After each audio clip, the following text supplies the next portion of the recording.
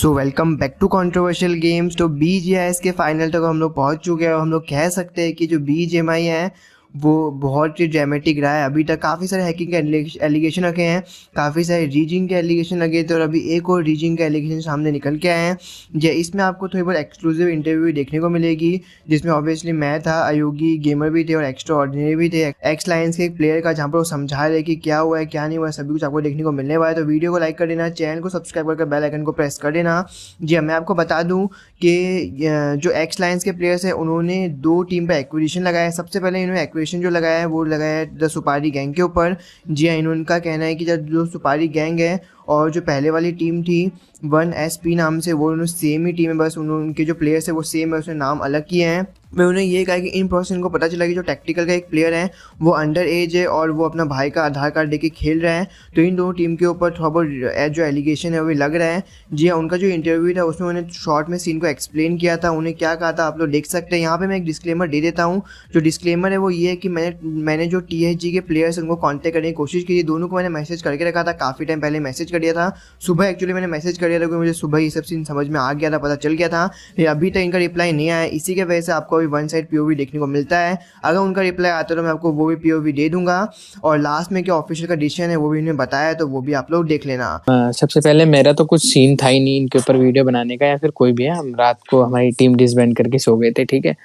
और फिर उसके बाद सुबह इसके क्लोज वंस का मैसेज आता है मेरे को कि ऐसे ऐसे ये बंदे दोनों सेम है। मैंने कहा एनी प्रूफ, कोई प्रूफ है तुम्हारे पास क्या? तो बोलता है 90% मैं श्योर हूँ कि ये दोनों बंदे एक है, दो बंदे सेम है। दो नहीं, आई मीन पूरी टीम सेम है। इसने ऐसा बोला मेरे को कि वही बंदे दोनों टीम से एक ही प्लेयर खेल रहे हैं, मतलब 4 प्लेयर जो होते हैं वही दोनों टीम से खेल रहे हैं, ठीक है। तो फिर मैंने उससे प्रूफ मांगा तो उसने बोला ऐसा कुछ प्रूफ तो नहीं है, मैं 90% श्योर हूँ। मैंने कहा भाई ऐसे थोड़ी होता है, कोई इस बेसिस पे चेकिंग भी नहीं करवाएगा। तो फिर उसने मेरे को प्रोवाइड किए ये सब, जो मैंने वीडियो बनाई है ना पूरी उसके बेसिस पे ही बनाई है। तो सबसे पहले जो था वो था, सबसे पहले निक का आया, निक एंड निखिल। तो एक में 1SG निखिल और 1TSG निक, ठीक है, ऐसा था।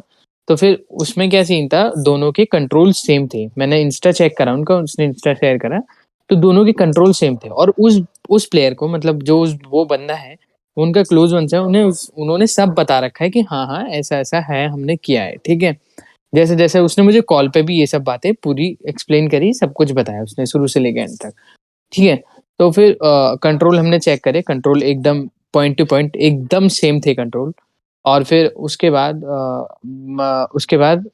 उसके मैनेजर का सीन आया, हमने मैनेजर देखा और उसके मैनेजर का भी दोनों टीमों का एक ही मैनेजर है, एक ही मैनेजर, ठीक है।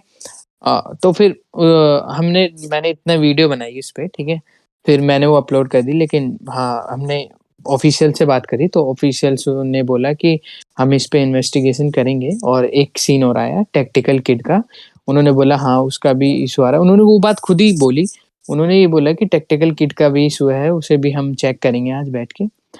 वो अंडर एज बता रहे हैं लोग से। हमने कहा हमें उसका नहीं पता, लेकिन हमें जिस चीज का पता है, हमारे पास प्रूफ्स हैं, हम उसे दे रहे हैं। अगर आप कुछ कर सकते हैं तो बताइएगा। तो फिर उन्होंने बोला 1 घंटे में टीम आती होगी, हम सब कुछ चेक करते हैं और आपको शाम तक इन्फॉर्म करते हैं, ठीक है। उसके बाद उनके मैसेज सीन होना बंद हो गए, रिप्लाई आना बंद हो गए, सब कुछ बंद हो गया, ठीक है। फिर शाम को हमने पूछा उनसे कि भाई क्या सीन है। तो फिर उनका क्या रिप्लाई, उनका कुछ रिप्लाई नहीं आया, मतलब कुछ भी रिप्लाई नहीं आया। तो फिर हमने जो उनके ऊपर जो हेड है उन्हें कॉल करा, तो उनका क्या रिप्लाई था कि उनका ये रिप्लाई था कि सब कुछ चेक हो चुका है और सब कुछ एकदम वैलिड है। तो पहले तो मेरे टीममेट से बात हुई, फिर मैंने बात करी। तो फिर मैंने सब कुछ पूछा कि इतना सेम कैसे हो सकता है ये वो। तो वो सिर्फ एक ही बात बोल रहे थे कि मुझे फर्क नहीं पड़ता, सोल है कोई भी है, इफ वो लेजिट है तो मैं कुछ नहीं कर सकता इसमें, उन्होंने सब कुछ चेक कर लिया, ऐसा वो बोल रहे थे। तो मैं फिर भी एक ही बात पे अड़ा हुआ था कि हाँ इफ सब कुछ सेम, मतलब आप बोल रहे सब कुछ लेजिट है, तो भाई इतना कोइंसिडेंस कैसे हो सकता है, आप मेरे को एक बात बताएंगे? तो फिर बोलते हैं कि हम इसके बारे में अब और कुछ नहीं बता सकते आपको, ये वो। फिर और बातें शुरू हो गई, बस इतना ही था ये। और फिर उसके बाद जो क्रिस एंड शैडो का सीन सामने आया, हमने उसकी भी आईडी चेक करी फिर।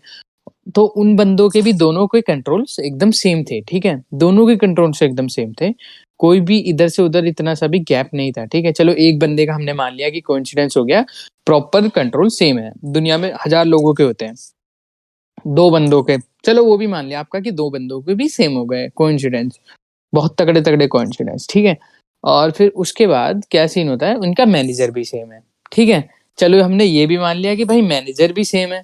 अब सीन क्या होता है कि वो जो बंदा है, जो उन उन्हें उन्हें फिर अपनी सारी आईडीज 1SG वाली डीएक्टिवेट कर दी, सारी की सारी डीएक्टिवेट कर दी। अब भाई इसमें ये चीज कोई मेरे को बताएगा कि उन्होंने डीएक्टिवेट क्यों करी।